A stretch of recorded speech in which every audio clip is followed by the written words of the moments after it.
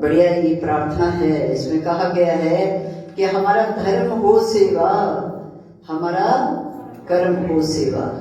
तो हम सब कितने सौभाग्यशाली है कि समाज सेवा के साथ साथ हमें गौ सेवा भी मिली है।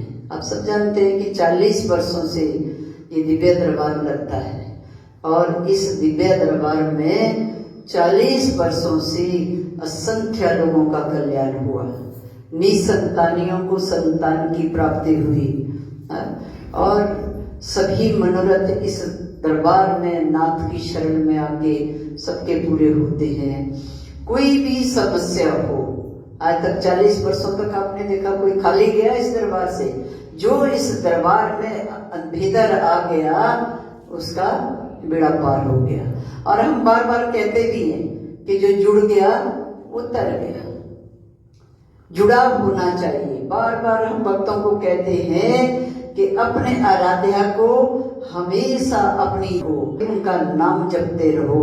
कोई जरूरी नहीं है कि आप जंगलों में कंदरों में जाकर बैठ जाओ तभी आपको ईश्वर प्राप्ति होगी।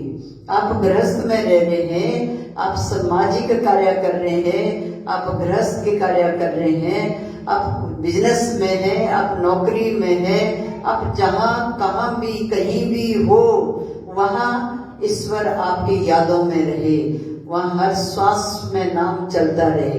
देखिए हम कहीं भी है, चाहे क्रिमिनेशन के लिए गए शमशान घाट में हो, चाहे किसी मंदिर में है, चाहे किसी मठ में है, चाहे घर में है, जंगल में है, रास्तों में है, गाड़ी में है, पैदल चल रहे हैं, कहीं भी हमारी श्वास रुकती है? कहीं भी तो नहीं रुकती। अब जिस वक्त श्वास रुक गई तो उस वक्त क्या होगा? राम नाम सत्य। तो श्वासें कहीं भी नहीं रुकती। तो ठीक उसी तरह ईश्वर का नाम कभी भी, कितने लोग पूछते हैं कि आसन लगाना है, फिर ये करना है, फिर वो करना है। जो हमारे जो वैदिक नियम है, जो सनातन संस्कृति के जो नियम है, जो कितने लोग उन नियमों को लेकर चलते हैं। मैंने कहा वो तो नियम तुम लोग गृहस्थ में रहकर कर ही नहीं सकते। तुम तो सीधे भाव से हर श्वास में परमात्मा का नाम लो और उसको अपनी यादों में रखो। तुम आसन लगाकर बैठो ना बैठो, तुम माला हाथ में लेकर रखो ना रखो, आप अपने श्वासों को माला बनाओ, हर श्वास में उसका नाम लो, आत्मसात हो जाएगा। उसकी प्राप्ति जिसके लिए हम चाहते हैं कि सच्चा सुख मिले। सच्चा सुख तो बाहरी चीजों में नहीं है।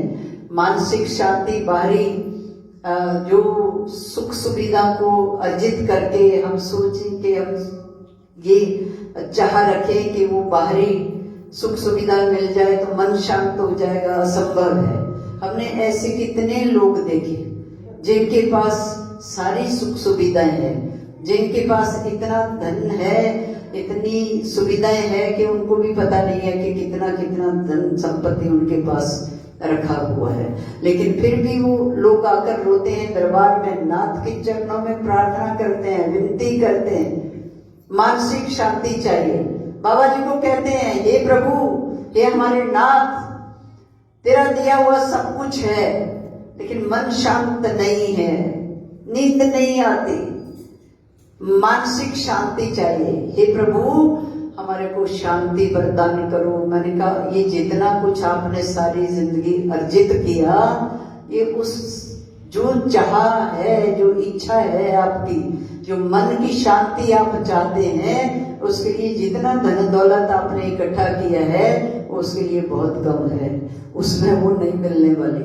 उसके लिए तो नाम जपना, उसके लिए उसका ध्यान करना, उसको अपनी यादों में रखना, ये तरीका है उस मानसिक शांति को प्राप्त करने का। अब वो नाम तो जपा नहीं जाता, लगे हुए धन अर्जित करना, अर्थ का युग है ना, उसकी दौड़ में लगे हुए। धर्म का किसी को पता नहीं। हमारी क्या जो सनातन संस्कृति है, अपनी संस्कृति का किसी को पता नहीं। पाश्चात्य संस्कृति में घुस गए और वही सब चल रहा है और फिर उसमें मानसिक शांति असंभव है। उसके लिए तो हमें अपने मूल से जुड़ना पड़ेगा, अपने भीतर, अपने अंतःकरण में जाना पड़ेगा। उसके लिए हमें जो हमारे भीतर बैठा परमात्मा, वो हर समय हमारी याद में होना चाहिए, हर समय उसका नाम चलना चाहिए, तभी तो भीतर का रास्ता मिलेगा। अब वो दूर थोड़ना है, उससे पास कुछ भी नहीं है, और अगर हम न जुड़े तो उससे दूर भी और कुछ नहीं है।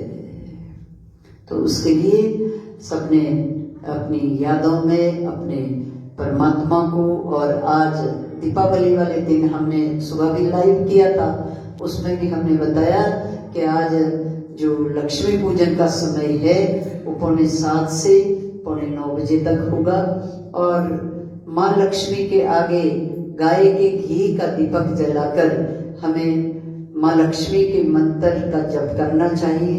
आज लक्ष्मी का जो पूजन, और आज दीपावली वाले दिन विशेषकर सभी माँ लक्ष्मी को प्रसन्न करने के लिए न जाने कितने कितने नियम और जप पाठ करते रहते हैं। एक छोटा सा मंत्र है, आप उसी को जपो, ओम श्री श्रीये नमः। इतना ही छोटा सा मंत्र है, और जिसको याद ना हो तो हमने ये वीडियो में बोला, उसमें से आप सुन सकते हैं। और छोटा सा मंत्र है, कम से कम 21 माला तो आज इसकी होनी चाहिए, और ज्यादा अगर कर सकें तो पूरी रात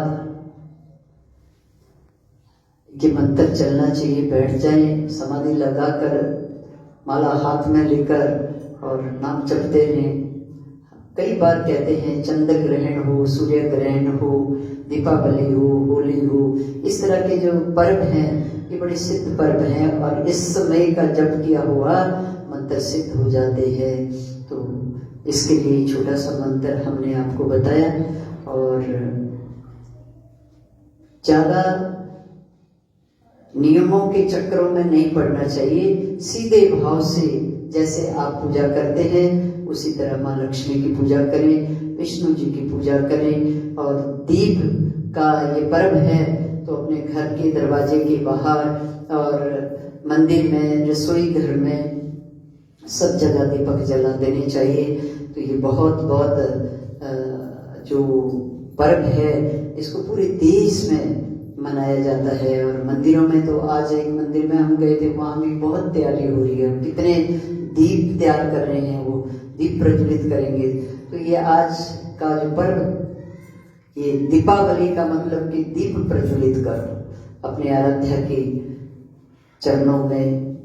कहीं आपके आसपास मंदिर हो, उस मंदिर में जाकर अपने पूरे घर में मुख्य द्वार के सामने, अपने सब दरवाजों के सामने 2-2 दीपक, ज्यादा नहीं रख सकते तो 2 दीपक, एक दरवाजे के दाईं ओर, एक दरवाजे के बाईं ओर, इस तरह। और छत में भी दीपक जलाने चाहिए, तुलसी के पास दीपक जलाना चाहिए, और आपके घर में केले का पौधा है तो उसके पास भी दीपक जलाना चाहिए। इस तरह का ये दीप नियम है। और इन्हीं शब्दों के साथ हम वाणी को विराम देते हैं। आइए अब थोड़ा सा हम गौ माता के लिए, माँ का तो आपको पता है, हम बीच में जो हमारी बात रह गई उसको मैं पूरा कर दूं कि हम बहुत सौभाग्यशाली हैं जो हमें गौ सेवा मिली है। तो कितनी बड़ी बात है, कितनी सौभाग्य की बात है कि हम माँ के चरणों में, और कोरोना से पहले ही हम तैयारी कर रहे हैं कि हमने गौ माता को राष्ट्र माता का सम्मान दिलाना है। और 20 नवंबर 2023 गोपाष्टमी वाले दिन रामलीला मैदान चलेंगे। गौ माता को राष्ट्र माता का सम्मान दिलाने हेतु सरकार के आगे गुहार लगाएंगे। अब 1 सप्ताह रह गया। आप सब ने अपनी अपनी जो पास पड़ोस है, साथ संगत जो भी आपके साथ है, उन सबको तैयार करके, और नंदा से बसें चलेगी। सबने जो छतरपुर के जो लोग हैं वो छतरपुर नंदा में पहुंचेंगे। प्रातः 8 बजे हम लोग यहाँ से चल पड़ेंगे, और 9 बजे हमने रामलीला मैदान पहुंचना है। और दिल्ली की बहुत सारी संगत जो मेट्रो के द्वारा आ रही है, बहुत सारे लोग अपनी अपनी वाहन के द्वारा पहुंच रहे हैं, और पूरे देश के लोग, वृंदावन से बसें आ रही है, हरिद्वार से बसें आ रही है, लखनऊ से संगत आ रही है, यूपी से और कई प्रांतों से संगत आ रही है। पूरे देश के गौ भक्त ट्रेनों से अपने अपने वाहन के द्वारा, कोई बाई आ रहे हैं, जहाज के द्वारा आ रहे हैं, जैसे जैसे जिसकी सुविधा है सब पहुंच रहे हैं। और कल एक भक्त हमारे पास आए, 25 वर्षों के बाद कल बाबा जी ने उनको कृपा की और कल वो दरबार में पहुंचे 25 वर्षों के बाद। और उन्होंने कहा कि मैं तो डीटीसी में काम करता हूँ और मेरे गांव में डीटीसी बसें लगी हुई है, कोई ऑफिसर रहा होगा। तो हाँ, आप साथ ही थे उस वक्त जब वो बात कर रहे थे। तो कहते हैं कि मेरा पूरा गांव, अगर पूरे गांव को भी मैं लेकर आता हूँ तो उन सबको डीटीसी वाले फ्री लेकर आएंगे बिना शुल्क के। तो कितनी बड़ी बात हुई कि उनके सौभाग्य में भी ये सेवा लिखी हुई थी, तब वो इतने दूर से पहुंचे 25 वर्षों के बाद। और कल हमें बोल कर गए हैं कि हमारा पूरा गांव आएगा और हम सब डीटीसी बसों में आएंगे और हमारे गांव से बस रामलीला मैदान तक सीधी बस आती। कितनी बढ़िया बात है। तो ये जो सौभाग्य जिसके भाग में सेवा है, जो बहुत पुण्य आत्मा है, वही गौ माता को समझ सकते हैं, वही जान सकते हैं। जानना तो बड़ा मुश्किल है, लेकिन सेवा वही कर सकता है जो बड़भागी है या जो बहुत पुण्य आत्मा है, जिसने प्रारब्ध में भी बहुत उच्च कर्म किए होंगे, वही माँ की सेवा में जुड़ सकते हैं। तो ये बड़ी बड़ी सौभाग्य की बात है। दिल्ली का पूरा संत मंडल, सबको पूरे देश में जाकर हमने निवेदन किया है। इलाहाबाद से आ रहे हैं, इलाहाबाद को अब प्रयागराज का नाम दिया, पहले हम लोग इलाहाबाद बोलते थे, अब कहा, अब कहते हैं इलाहाबाद बोलना बंद कर दो। अब हमारे जो मुख्यमंत्री, यूपी के जो मुख्यमंत्री योगी आदित्यनाथ जी ने ये नाम दिया। पहले से भी प्रयागराज था, लेकिन बीच में वो सब बंद हो गया था, सब इलाहाबाद इलाहाबाद बोलते थे। तो अब वो प्रयागराज का दोबारा से उन्होंने कहा कि नहीं, सब लोग इसको प्रयागराज बोलेंगे। ये प्रयागराज की दिव्य भूमि है, दिव्य धरती है। तो इसमें जाकर हम सब लोग त्रिवेणी में डुबकी लगाकर अपने पाप धोने के लिए उधर जाते हैं, प्रयागराज जाते हैं। तो अभी जनवरी से कुंभ भी वहां शुरू होने वाला है।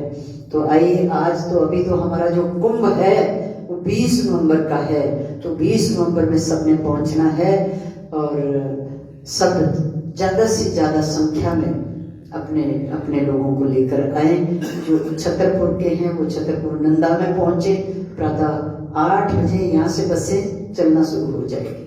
और बाकी के जो लोग हैं उन सबसे निवेदन है कि सब अपने अपने जो जहाँ जहाँ से भी आप आते हैं, जो जो आपके स्थान है, वहाँ से मेट्रो द्वारा या अपने वाहनों के द्वारा ज़्यादा से ज़्यादा लोगों को इकट्ठा करें और रामलीला मैदान पहुँचे। तो आइए इन्हीं शब्दों के साथ वाणी को विराम। गौ माता, गौ माता, गौ माता, गाय हमारी जन्म जन्म का, गाय हमारा धर्म का,